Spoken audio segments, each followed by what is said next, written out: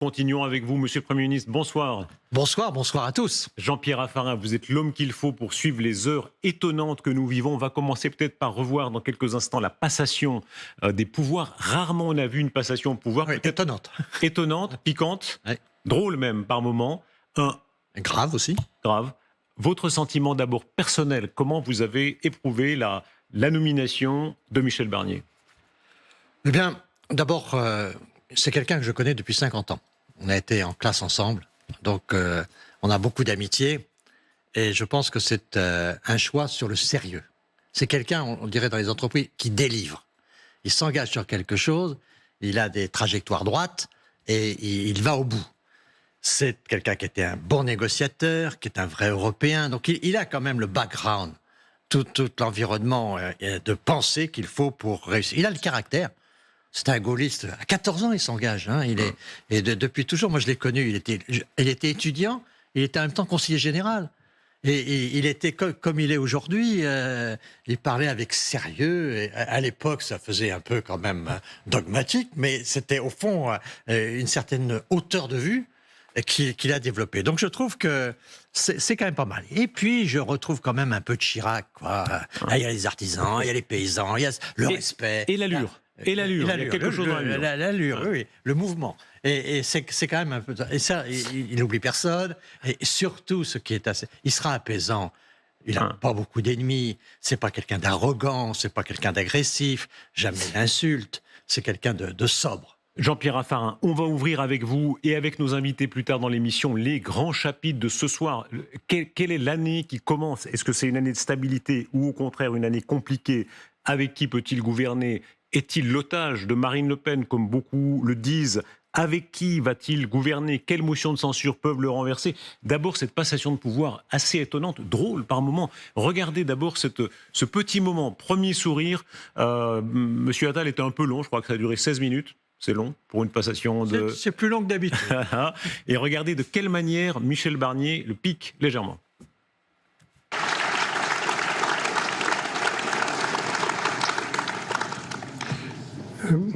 Je peux dire quelques mots, là. Voilà, et ça n'était que l'entrée en matière. Après, il a continué sur le mot de vos enseignements, c'est bien, même si ça n'a duré que 8 mois. Être Benjamin, ça passe vite, etc. Qu'est-ce que ça dit du personnage? Ça veut dire qu'il est libre. Ça veut dire que, bon, cette manifestation, certes, Gabriel Attal, avec certaines raisons, il a voulu en faire un peu un discours de politique générale lui-même, il a voulu envoyer ses messages d'avenir. C'était plus un message pour l'avenir qu'un bilan du passé. 2027. En général, c'est plutôt on parle du passé quand on fait la passation de pouvoir. J'ai fait ça et je me demande... Et là, c'était quand même ce que j'ai envie de faire. Il y avait quand même quelque chose qui était assez... nouveau et très singulier. Et donc, Michel a mis un peu les choses d'aplomb en remettant ses orientations. Mais je crois que c'est un homme très libre. Il sera un négociateur. Donc, il est ouvert aux autres. C'est quelqu'un qui sait discuter, tout ça. Donc, par exemple, on me demandait, est-ce que le gouvernement sera celui du président? Il y aura des gens du président, sans doute, mais il y aura des gens à lui. Et il y aura sur des postes clés, c'est lui qui décidera. C'est pas quelqu'un qui est faible. Il est négociateur. Il a quelque chose qui est assez rare en politique, mais qui est la clé de tout. Pour recevoir, il faut donner. Et Michel sait donner. Il sait aller dans les provinces, il sait aller voir un député avant, il sait donner et il a de la reconnaissance parce qu'il a donné avant de recevoir. On a évidemment le précédent du Brexit. Il l'a rappelé, n'est-ce pas, cette manière d'être un faux mou ou un vrai dur, comme on voudra, mais en tout cas, il a tenu tête à Boris Johnson. Absolument, il a réussi, mais dans ce dossier-là, mais dans beaucoup de dossiers, parce qu'il s'est occupé des fonds européens, il a eu des négociations difficiles, donc c'est quelqu'un qui sait négocier. Il a une cote en Allemagne assez forte, il n'a jamais été quelqu'un qui a été vu par un pays comme insuffisant, et donc il a réussi à ce que les pays européens, au Parlement européen, il faisait toujours des belles performances. Donc c'est quelqu'un qui sait faire. Alors, il n'est pas... c'est pas quelqu'un qui va chercher le show. C'est pas quelqu'un qui va essayer d'entraîner les foules, tout ça. C'est avoir des résultats. Results. Avec qui peut-il gouverner? Vous avez dit, il y aura d'abord ses hommes à lui, il y aura sans doute des macronistes, assez logiquement. Est-ce qu'il peut, au centre-gauche, ouvrir? Est-ce que cette porte est encore ouverte? Bien sûr, il a aucun problème à travailler avec la gauche. Parce que il a toujours été ouvert. N'oubliez pas que le premier voyage que fait François Mitterrand dans un conseil général à l'époque, c'est en Savoie, chez Michel Barnier. Et quand il y a la cérémonie d'ouverture des Jeux Olympiques d'Albertville, Barnier et Mitterrand ont des relations de proximité dans tout ça. Donc, sans être socialiste, bien sûr, parce qu'il est avant tout un vrai gaulliste. C'est un homme de droite. Mais C'est plutôt un conservateur. oui, mais enfin, il fait sur l'environnement, il est très avancé. Tout le monde l'est un peu maintenant. Enfin, oui, mais enfin, lui, il était ministre. Il est sans doute le ministre de l'Agriculture qui a été le plus en faveur de l'environnement. Et donc, il a quand même un certain nombre d'idées de modernité, naturellement tout ce qui est lié à l'Europe. De ce point de vue-là, le fait qu'il soit européen fait que sur un certain nombre de sujets, il est en avance. Monsieur le Premier ministre, peut-il aller jusqu'à proposer, là ça ressemblerait davantage à une forme d'union nationale, à des ténors du centre-gauche, à des gens comme M. Cazeneuve, qui n'a pas été Premier ministre, est-ce qu'il peut être ministre ? Oh, ça dépend plus de M. Cazeneuve que des autres, parce que je pense que Michel cherchera à rassembler. Il cherchera à rassembler, bon, c'est à lui de décider. Jusque-là, jusqu'à la gauche, c'est possible. Mais je pense qu'il cherchera à rassembler. C'est souhaitable selon vous ? C'est souhaitable, c'est de l'espace politique qu'il doit pouvoir représenter. Et donc, c'est un bon politique. Quand il regarde l'Assemblée, il sait ce que c'est. Il a été un plus jeune parlementaire. Il a été au bureau de l'Assemblée. Donc, il voit bien que, de toute façon, il faut parler à un espace élargi. Donc, il va chercher à rassembler. Pourra-t-il le faire ? Je ne sais pas. En tout cas, sa démarche est une démarche d'ouverture. Vous avez été vous-même une sorte de pionnier du dépassement. Déjà, à l'époque de Jacques Chirac, vous disiez droite et gauche, ça se dépasse un peu. Est-ce qu'il peut continuer cela ? Est-ce qu'il peut être votre continuateur en cela ? Je pense qu'on a beaucoup de points communs depuis longtemps. Vous savez, on a été ensemble à la construction un peu de l'UMP avec Dialogue Initiative, avec Jacques Barrot et Dominique Perben. Nous avions tous les quatre construit le projet d'UMP pour Jacques Chirac. Donc on avait l'habitude de travailler ensemble. Je pense que c'est quelqu'un qui va être loyal. Ça va pas être quelqu'un qui va jouer avec le président de la République à envoyer des pics tous les matins. Il y aura des tensions peut-être quand même. Il y aura des tensions. Ce sera une vraie cohabitation. Il joue correctement. Ou une cohabitation partielle, comme certains disent. Je pense que ce sera une coopération, mais avec des responsabilités séparées. Il va chercher à coopérer. C'est pas un homme qui cherche la tension, il cherche la coopération. Il sait assumer la tension, mais il va plutôt chercher la coopération. Quels sont les domaines du président ? Et sur les domaines du président, il respectera les choses. Mais sur le gouvernement de la France et sur un certain nombre de sujets stratégiques, il décidera et il le fera en loyauté avec le président. Est-ce que vous-même, vous pourriez entrer dans ce gouvernement ? Écoutez, moi j'ai quitté la politique alors que j'avais encore un mandat de sénateur, parce que je m'étais promis de ne pas passer la barrière des 69 ans, 70 ans en étant un homme politique, donc j'ai renoncé à tout ça. Donc, on ne la quitte jamais. Vous connaissez le monde entier, vous allez voir le pape François, vous allez voir les dirigeants avec votre fondation. Mais ça, Michel peut compter sur moi. Je ferai tout ce qu'il veut que je fasse, mais je ne souhaite pas être opérateur dans un gouvernement, tout ça. Mais je ferai, s'il a besoin de quoi que ce soit, je lui donnerai tout ce que je peux lui donner, parce que j'ai beaucoup d'amitié pour lui, et je trouve qu'il a vraiment une situation qui est très difficile.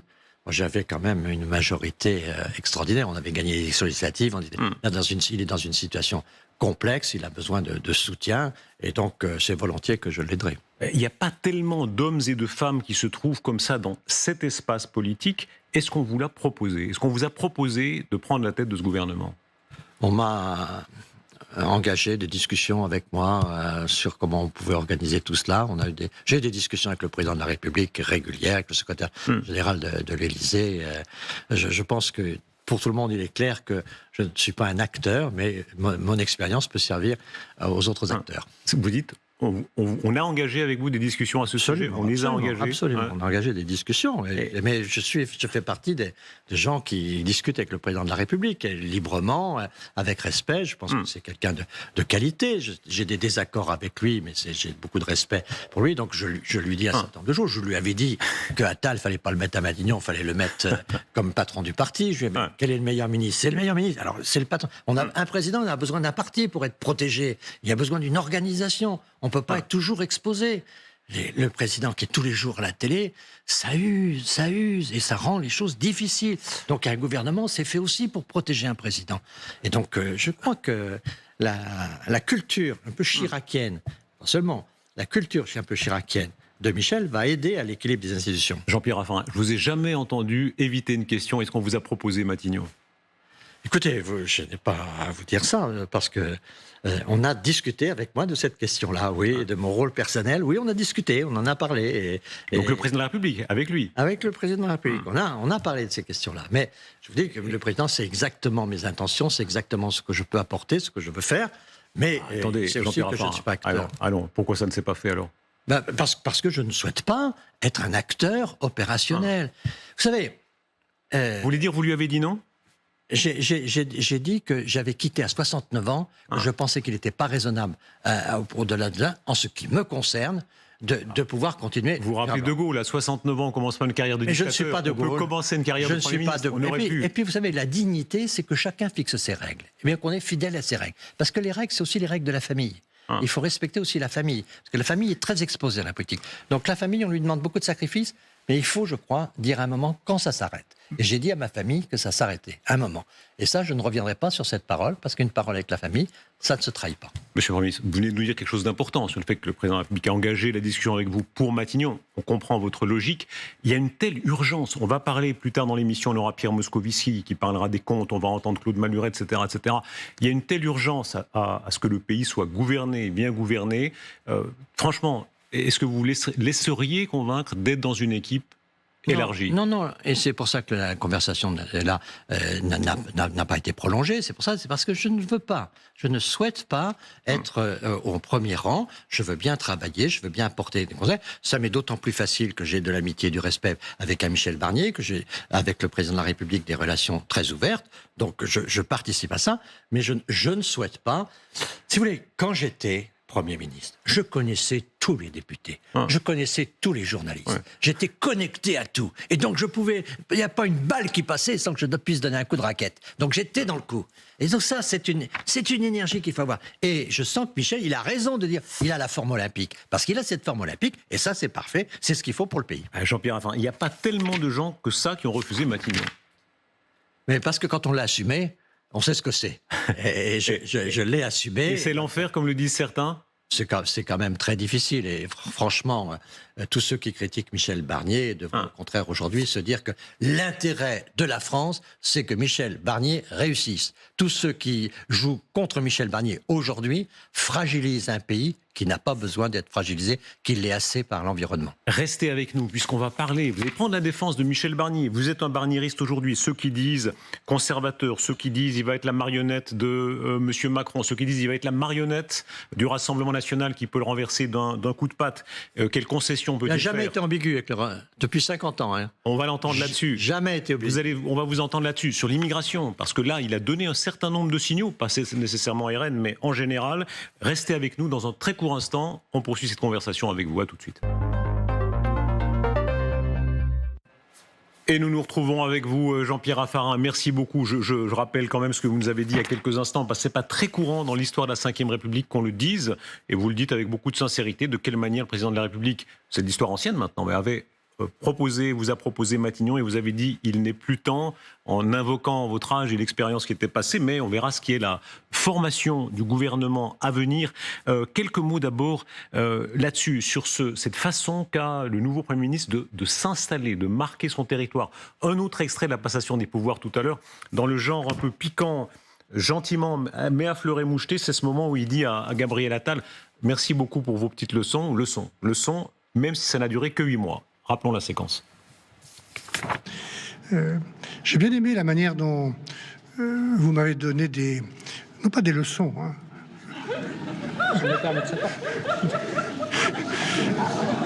Enfin, les enseignements, même si ça n'a duré que 8 mois, que l'on apprend quand on est Premier ministre. Ça va me très très utile. Jean-Pierre Raffarin, vous qui êtes expert en coup de griffe, joli. Joli. Non, surtout que Michel, qui est très sérieux, n'est pas un super producteur d'humour. Et c'est assez rare. Dites les choses. On dit qu'il n'a pas d'humour. Dans les lieux communs qu'il y a sur Michel Barnier, il n'a pas d'humour. Ça. Parce que d'ailleurs, dans nos relations anciennes et tout ça, on a toujours plaisanté avec ça.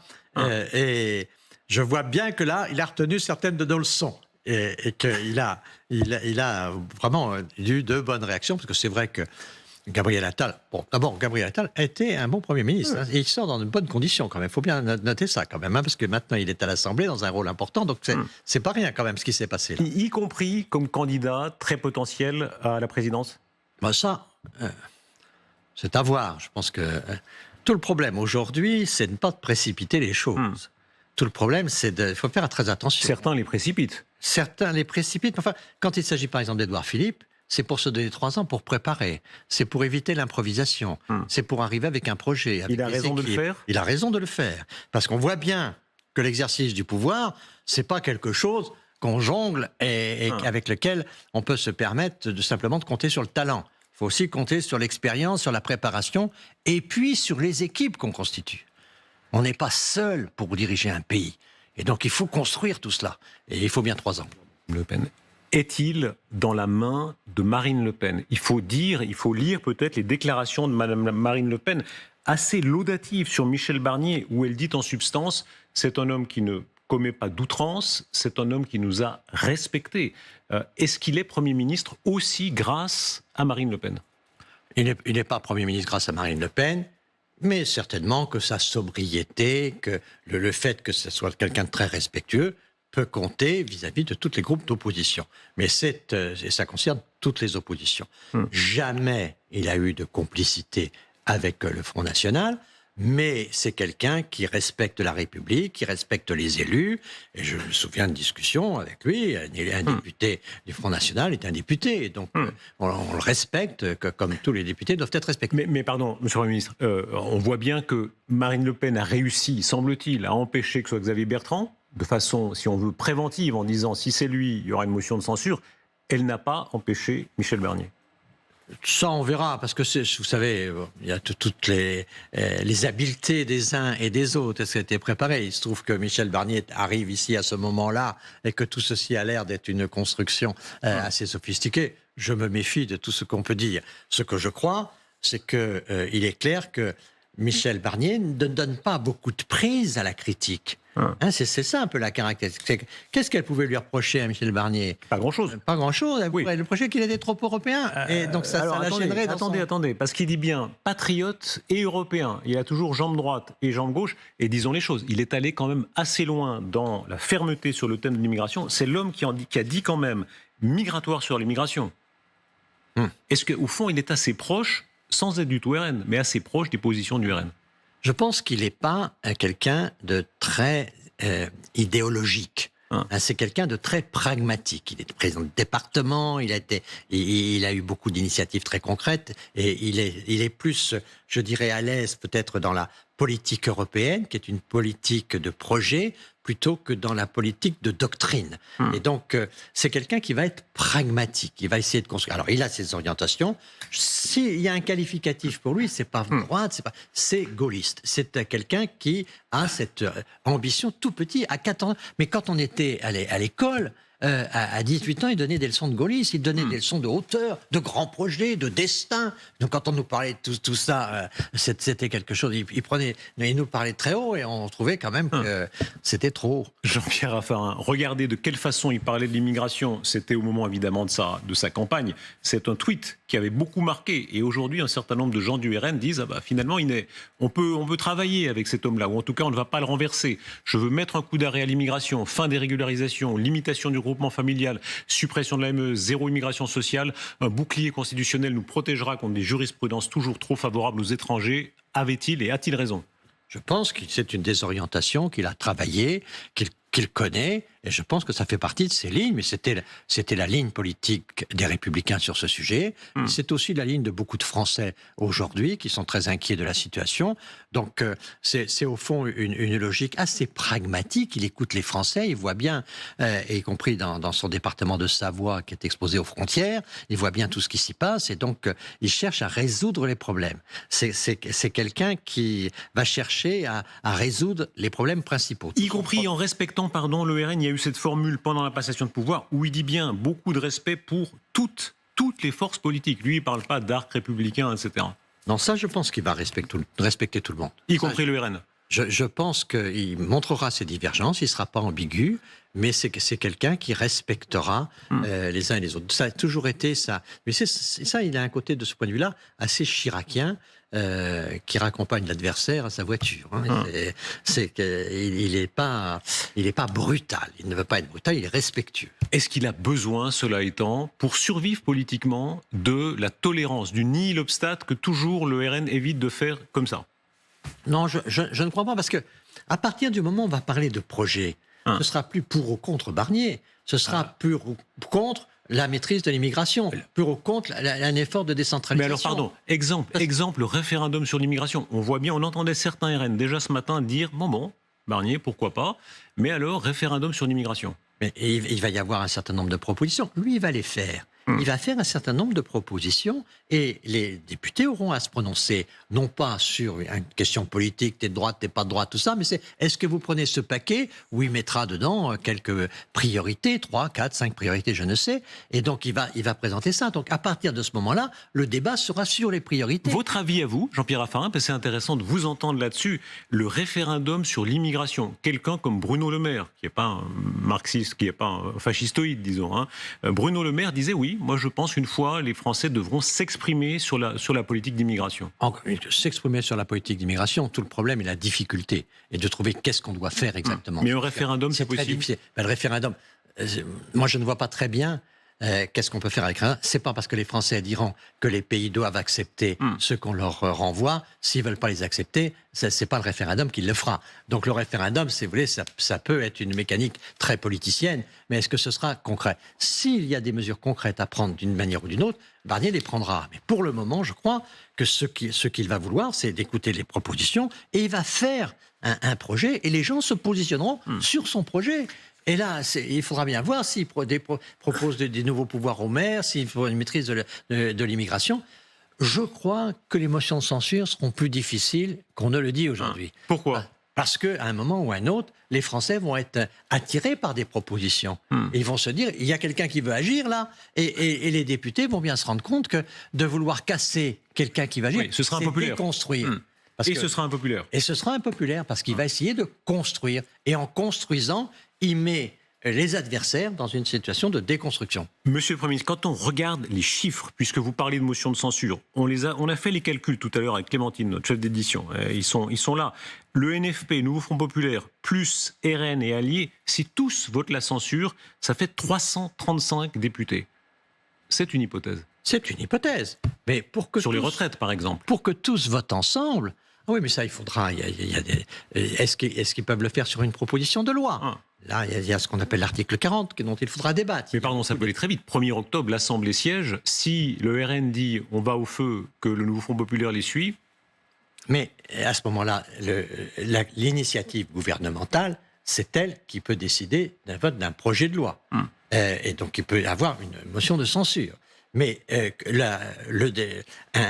des parlementaires ne peuvent pas d'eux-mêmes proposer la destruction de quelque chose qui était financé, sans proposer un financement comparable. Donc, c'est pas si simple que ça. Donc, c'est pour ça, avant que vous mettiez tout le monde d'accord là-dessus, c'est pour ça que moi, je prends le pari que la motion de censure sera plus compliquée qu'on ne le croit. Les relations avec les présidents de la République, vous êtes sans doute un des mieux placés, entre autres choses, pour commenter cela, ce rapport de force entre deux personnages qui sont là, Emmanuel Macron et Michel Barnier. Comment éviter, pour votre camp d'origine, que le président de la République ait l'ascendant? Je pense que c'est le partage des responsabilités. Je pense que c'est la clarté. En ce qui me concerne, j'avais demandé au président Chirac, alors, qu'est-ce que vous attendez d'un Premier ministre? Et ce que j'attends d'un Premier ministre, c'est qu'il complète mon action. Voilà, moi, mon action, c'est le régalien, et principalement la défense, les affaires étrangères. Il m'a dit, il y a 3 dossiers que je veux suivre directement et je veux tout décider. Les handicapés, la lutte contre le cancer, la sécurité routière. Pour le reste, c'est toi. Il m'a même ajouté jusqu'à 2 millions de personnes dans la rue, c'est toi. Au-delà, on en parle. Oui, c'est une bonne formule. Donc c'était un jeu de rôle. Il est clair que je l'informe, il est clair qu'il m'informe, que quand il recevait un chef d'État sur des sujets qui pouvaient me concerner, j'étais averti. Pardon, comment ça va marcher là pour nommer par exemple quelqu'un au Quai d'Orsay ou à l'hôtel de Brienne, donc les grands ministères régaliens, est-ce que M. Barnier peut imposer les siens ou est-ce que ce seront les hommes du président? Je pense que c'est un partage qu'il va y avoir, comme le souhaite la Constitution, c'est un partage des responsabilités.